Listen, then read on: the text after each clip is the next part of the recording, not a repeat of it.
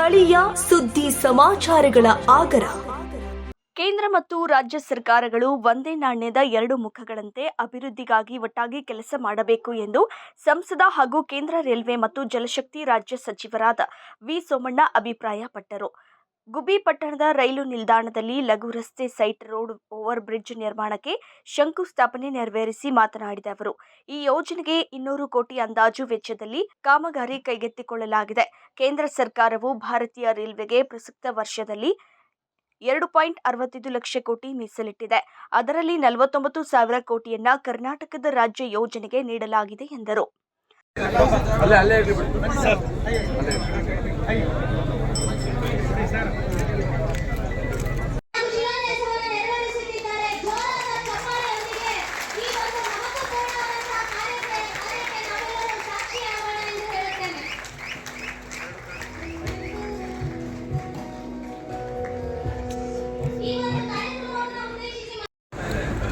ಸನ್ಮಾನ್ಯ ಶ್ರೀನಿವಾಸ ಸಾಹೇಬ್ರವರೇ, ಬಲವಂತವಾಗಿ ಒಂದು 2-3 ರೈಲ್ವೆ ಅಂಡರ್ ಬ್ರಿಡ್ಜ್ಗೆ ಪೂಜೆ ಕರ್ಕೊಂಡೋಗಿದೆ. ಅವ್ರು ಬರೋದಿಲ್ಲ ಅಂತ ನಾನು ಬಿಡೋದಿಲ್ಲ ಅಂತ ಹೇಳಿ ಕರ್ಕೊಂಡೋದೆ. ಇವತ್ತಿನ ಅವರ ಉದ್ವೇಗದ ಮಾತುಗಳನ್ನು ಕೇಳಿ ನನಗೆ ಸ್ವಲ್ಪ ಗಾಬರಿನೂ ಆಯಿತು, ಸಂತೋಷನೂ ಆಯಿತು. ರಾಜಕಾರಣಿಗಳು, ಕ್ರಿಯಾಶೀಲ ವ್ಯಕ್ತಿಗಳು ರಾಜಕಾರಣದಲ್ಲಿ ಒಂದೇ ಶಾಶ್ವತ ಅಲ್ಲ, ಅವ್ರು ಮಾಡುವ ಒಳ್ಳೆ ಕೆಲಸಗಳು ಕೂಡ ಶಾಶ್ವತ ಅನ್ನೋದನ್ನ ತುಂಬಾ ಚೆನ್ನಾಗಿ ಅವರು 25 ವರ್ಷದ ಅನುಭವವನ್ನು ಹಂಚಿಕೊಂಡಿದ್ದಾರೆ. ನಾನು ಅವರಿಗೆ ಧನ್ಯವಾದಗಳು ಸಮರ್ಪಣೆ ಮಾಡ್ತೀನಿ. ನಾನು ಅನಿರೀಕ್ಷಿತವಾಗಿ ಬಂದಂತ ಸಂದರ್ಭದಲ್ಲಿ ಪಾಲ್ಗೊಂತಾನೆ ಹೆಚ್ಚಾಗಿ ನಾನು ಎಲ್ಲರ ಹತ್ರ ಮಾತಾಡ್ತಾ ಇದ್ದೀನಿ. ಗುಬ್ಬಿ ಒಂದು ಪ್ರತಿಷ್ಠಿತ ಕ್ಷೇತ್ರ ಅನ್ನೋದಕ್ಕಿಂತಾಗಿ ಚನ್ನಬಸವೇಶ್ವರರ ತಪಸ್ಸಿನ ಕರ್ಮಭೂಮಿ. ಆ ಮಹಾಮುನಿಯ ಆಶೀರ್ವಾದ ಬಲದಲ್ಲಿ ಇವತ್ತು ಕ್ಷೇತ್ರದಲ್ಲಿ ಒಂದು ಕಾಲದಲ್ಲಿ ಇದು ಬರಡು ಭೂಮಿ, ಇವತ್ತು ನೀರಾವರಿ ಆಗಿ 5 ಎಕರೆ 10 ಎಕರೆ ಎಲ್ಲರೂ ಕೂಡ ಜೀವನವನ್ನ ತುಂಬಾ ವ್ಯವಸ್ಥಿತವಾಗಿ ನಮ್ಮ ಜೀವನವನ್ನು ರೂಪಿಸ್ಕೊತಾ ಇದ್ದಾರೆ ಲೋಕೇಶನ. ಇಂಥ ಸಂದರ್ಭದಲ್ಲಿ ಬಂದಂತ ನನ್ನನ್ನ ಯಾರು ಏನು ಅನ್ನೋದಕ್ಕಿಂತ ಹೆಚ್ಚಾಗಿ ರಾಷ್ಟ್ರೀಯ ಹೆದ್ದಾರಿ, ರಾಜ್ಯ ಹೆದ್ದಾರಿ, ರಾಜ್ಯ ಸರ್ಕಾರ, ಕೇಂದ್ರ ಸರ್ಕಾರ ಒಂದು ನಾಣ್ಯದ ಎರಡು ಮುಖಗಳಾಗಿ ಕೆಲಸ ಮಾಡತಕ್ಕಂಥದ್ದು ಅವಶ್ಯಕತೆ ಇದೆ ಅನ್ನೋದನ್ನ ನಾವು ಮನಗಂಡಿದ್ದೇವೆ. ಇವತ್ತೇನು 19 ಕೋಟಿಯ ಮಾತು 14 ಕೋಟಿ 20 ಕೋಟಿ ಈಗ ಹೇಳ್ತಾರೆ. ಹೇಳ್ಬಿಟ್ರೆ ಅಧಿಕಾರಿಗಳು ಭಾರಿ ಕಷ್ಟ ಆಯ್ತು, ಮಾಹಿತಿ ಸರಿಯಾಗಿ ತಗೋಬೇಕು. ಮೊದಲು ನನಗೆ ಇವೆಲ್ಲ MP ಮಾಡಿದ್ರಿ. ಶ್ರೀನಿವಾಸ್ ಅವರು ನನಗೆ ಸ್ವಲ್ಪ ಸತ್ಯನ ಕೈ ಹಾಕಿದ್ದು ಕೂಡ ಹೇಳ್ತಾರೆ. ಅದಕ್ಕೆ ನಾವು ಅದನ್ನ ಸ್ವೀಕಾರ ಮಾಡಬೇಕಾದ್ರು ನಮ್ಮ ಕರ್ತವ್ಯ. ಇದೇ ಮನುಷ್ಯತ್ವ, ಇದೇ ಮಾನವೀಯತೆ, ಇದೇ ಈ ಲೋಕದ ನಿಯಮ. ಚುನಾವಣೆ ಬರ್ತಾರೆ, ಚುನಾವಣೆ ಹೋಗ್ತಾರೆ. ಬಂದಂತ ಚುನಾವಣೆಗಳನ್ನ ನಾವು ಯಾವ ರೀತಿ ಎದುರಿಸಿಕೊಂಡು ಜನರ ಆಶೀರ್ವಾದ ಇದ್ರೆ ಗೆದ್ದು ಬರ್ತೀವಿ. ಆದ್ರಿಂದ ಇವತ್ತು ಒಳ್ಳೆಯ ಕೆಲಸಗಳನ್ನು ಮಾಡಿದ್ದೇವೆ. ಗುಬ್ಬಿ ಶುರುವಾಯ್ತು ಅಂತ ಗೊತ್ತಾಗೋದು ಯಾವ್ದಾದ್ರು ಟ್ರೈನ್ಗೆ ಒಂದು ಟ್ರೈನ್ಗೆ ಏನಾದ್ರೆ ಮತ್ತೊಂದು ಒಟ್ಟು 14 ಗೇಟ್ಗಳಿವೆ. ಒಂದು ಜಿಲ್ಲೆಗೆ ಎಷ್ಟಿದೆಯೋ ಅಷ್ಟು ಗೇಟ್ಗಳು ಗುಬ್ಬಿ ಪಟ್ಟಣದಲ್ಲಿ, ಗುಬ್ಬಿ ತಾಲೂಕಿನಲ್ಲಿ. ಅದು ಕೇವಲ ಗುಬ್ಬಿ ತೊಂದರೆ ಆಗ್ತಾ ಇರಲಿಲ್ಲ. ಮೈಸೂರಿಂದ ಬರ್ತಕ್ಕಂಥವ್ರಿಗೆ, ಬೇರೆಯವರಿಂದ ಬರ್ತಕ್ಕಂಥವ್ರಿಗೆ, ಹಾಸನದಿಂದ ಯಾವ್ಯಾವ ಇಡೀ ರಾಜ್ಯದ ಮೂಲೆ ಮೂಲೆಗಳಿಂದ ಬರ್ತಕ್ಕಂಥವ್ರಿಗೆ ಆಗ್ತಾ ಇತ್ತು. ಯಾವುದೋ ನನ್ನ ಪೂರ್ವ ಜನ್ಮದ ನನ್ನ ತಂದೆ ತಾಯಿ ಆಶೀರ್ವಾದ, ನಮ್ಮ ಗುರುಗಳ ಆಶೀರ್ವಾದ ಸೇರೋಣ ನಮಗೆ ಅವಕಾಶ ಸಿಗುತ್ತೆ.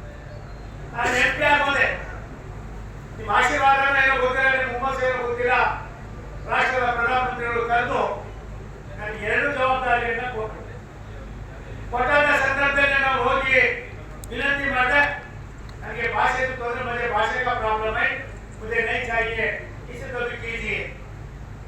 प्राइम मिनिस्टर बात कहते हैं, भाषा है कॉमन सेंस है, आप जाइए वोट दे लिए, बाद में कैसा करना क्या करना आपको बताता है.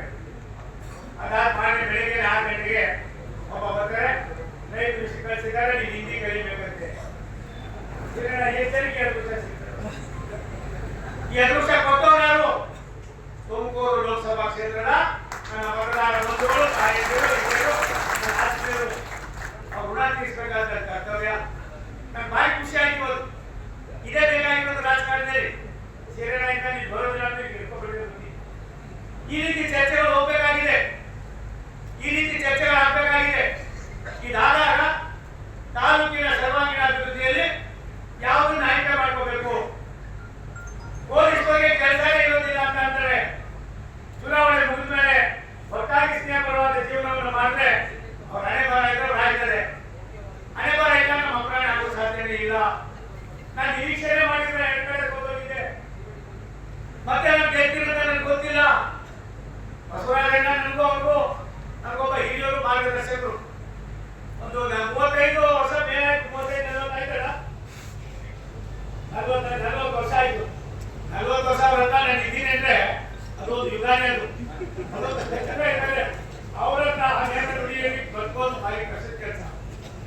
ಏನಾದ್ರೂ ಶುರು ಮಾಡಿದ್ರು ಅಂದ್ರೆ ನಮ್ಮ ಅಪರಾಧ ರಾಜ್ಯ ಆಗಬೇಕು ಬಿಡುವಿಕೆ. ಹಾಗಾಗಿ ಇವತ್ತು ಒಳ್ಳೆ ಕೆಲಸ ಆಗಿದೆ, ಒಳ್ಳೇದು ಮಾಡಿದ್ದೀವಿ. ಉಪಯೋಗ ಪಡ್ಕೊಳ್ಳಿ. ದೇಶದ ಪ್ರಧಾನಮಂತ್ರಿ ನರೇಂದ್ರ ಮೋದಿ ಅವರು ಪದೇ ಪದೇ ಒಂದು ಮಾತನ್ನು ಹೇಳ್ತಾ ಇರ್ತಾರೆ, ಅಭಿವೃದ್ಧಿಯ ವಿಚಾರದಲ್ಲಿ ರಾಜಕಾರಣ ಮಾಡಬೇಡಿ. ರಾಜಕಾರಣ ಏನಿದ್ರು ಚುನಾವಣೆ ಸಂದರ್ಭದಲ್ಲಿ ಮಾಡಿ. ನಾವೇನ್ ಮಾಡಬೇಕು ಅಂತ ಜನರಿಗೆ ಹೇಳ್ತೀವೋ ಅದನ್ನ ಪೂರೈಕೆ ಮಾಡ್ತಕ್ಕಂಥ ಕೆಲಸಗಳನ್ನು ಮಾಡಿ. ಈ ನಿಟ್ಟಿನಲ್ಲಿ ನಾವು ಕೆಲಸಗಳನ್ನು ಮಾಡಿದ್ದೀವಿ ಸ್ವಾಮಿ.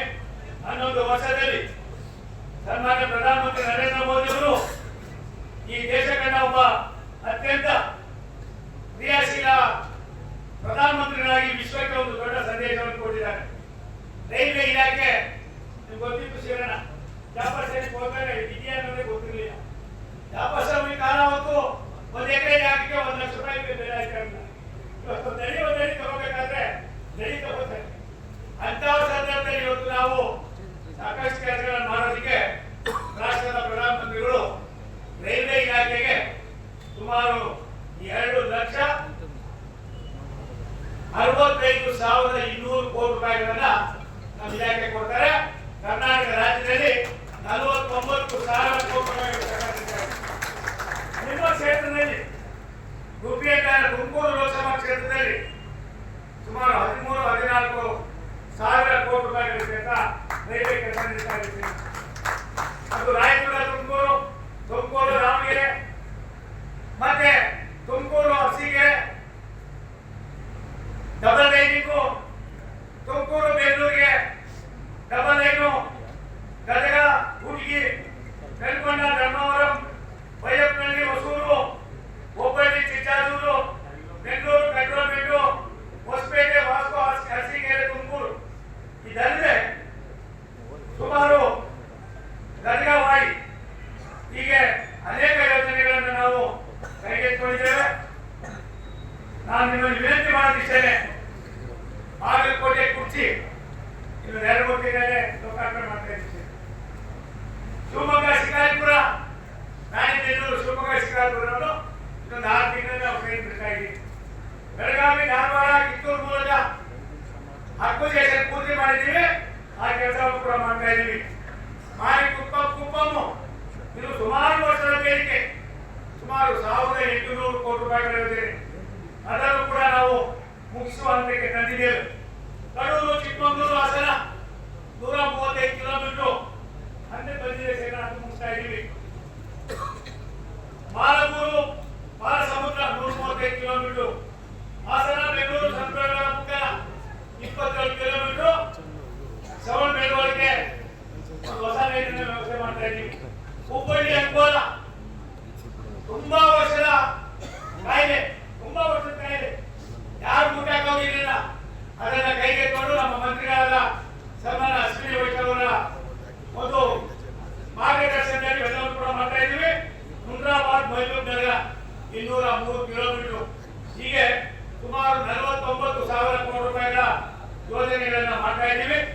ಇನ್ನು ಶಾಸಕರಾದ ಎಸ್ಆರ್ ಶ್ರೀನಿವಾಸ್ ಮಾತನಾಡಿ, ಜನೌಷಧಿ ಮಳಿಗೆಗಳ ಮಾದರಿಯಲ್ಲಿ ಕೃಷಿ ಉತ್ಪನ್ನಗಳಿಗೆ ಬೇಕಾಗುವ ಔಷಧಿ ಮಳಿಗೆಗಳನ್ನು ತೆರೆಯುವ ಕೇಂದ್ರ ಸರ್ಕಾರದ ಯೋಜನೆಯಿಂದ ತೆಂಗು ಅಡಿಕೆ ಬೆಳೆಯುವ ಗುಬ್ಬಿ ತಾಲೂಕಿನ ಬೆಳೆಗಾರರಿಗೆ ಇದೊಂದು ಆಶಾದಾಯಕ ಯೋಜನೆಯಾಗಿದೆ ಎಂದು ತಮ್ಮ ಅಭಿಪ್ರಾಯವನ್ನು ಹಂಚಿಕೊಂಡರು.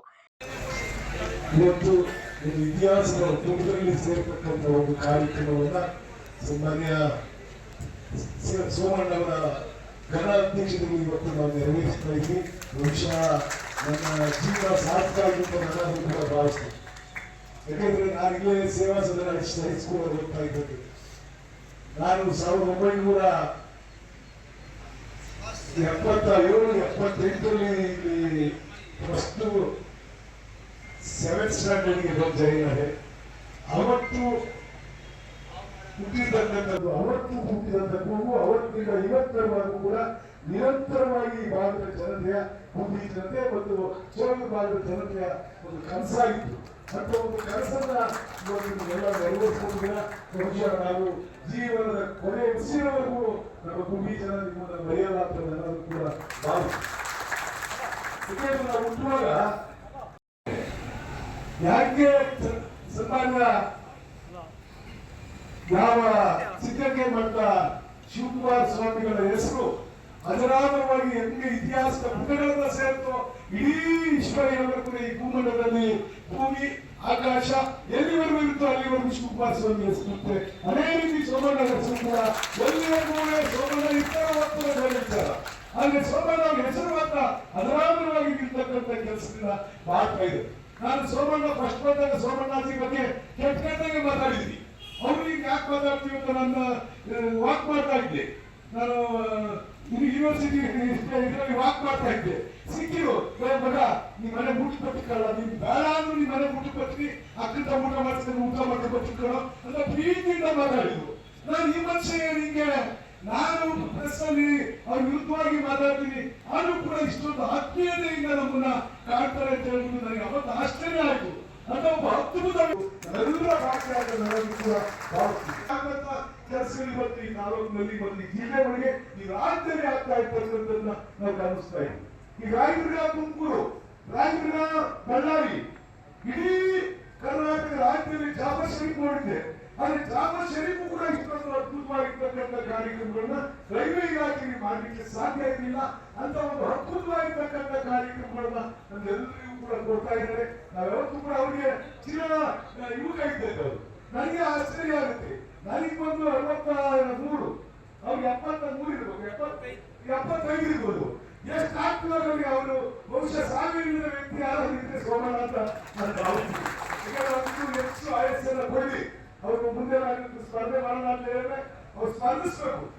ನಮ್ಮ ತಾಲೂಕಿನಲ್ಲಿ ನಮ್ಮ ಜಿಲ್ಲೆಗೆ ನಮ್ಮ ರಾಜ್ಯಕ್ಕೆ ಒಳ್ಳೆ ಕೆಲಸ ಆಗ್ಬೇಕು ಅಂತಂದ್ರೆ ಅಂತ ವ್ಯಕ್ತಿಗಳು ಇವತ್ತು ಈ ಸಮಾಜಕ್ಕೆ ಬೇಕಾಗಿದೆ. ಅವರ ಅಗತ್ಯ ಔಚಿತ್ಯ ಬಹುಶಃ ಈ ಸಮಾಜಕ್ಕೆ ಹೆಚ್ಚು ಬೇಕಾಗಿರ್ತಕ್ಕಂಥದ್ದನ್ನ ನಾವೆಲ್ಲರೂ ಕೂಡ ಮರೆಗಾಗಬೇಕಾಗುತ್ತೆ. ಆ ನಿಟ್ಟಿನಲ್ಲಿ ಬಹುಶಃ ನನ್ನ ಜೀವನದಲ್ಲಿ ಯಾರಾದ್ರೂ ಒಳ್ಳೆಯದಿದ್ರೆ ಸೋಮಣ್ಣ ಅವರು ಮಾತ್ರ ಒಳ್ಳೆಯದು. ನನ್ನ ಜೀವನದಲ್ಲಿ ಯಾರು ಒಳ್ಳೆಯಲ್ಲ. ಇನ್ನು ಈ ಕಾರ್ಯಕ್ರಮದಲ್ಲಿ ಮಾಜಿ ಸಂಸದರಾದ ಜಿಎಸ್ ಬಸವರಾಜು, ಸಮಸ್ತ ರೈಲ್ವೆ ಅಧಿಕಾರಿಗಳು, ಪ್ರಮುಖ ಮುಖಂಡರು, ಪಕ್ಷದ ಮುಖಂಡರು, ಕಾರ್ಯಕರ್ತರು ಭಾಗಿಯಾಗಿದ್ದರು.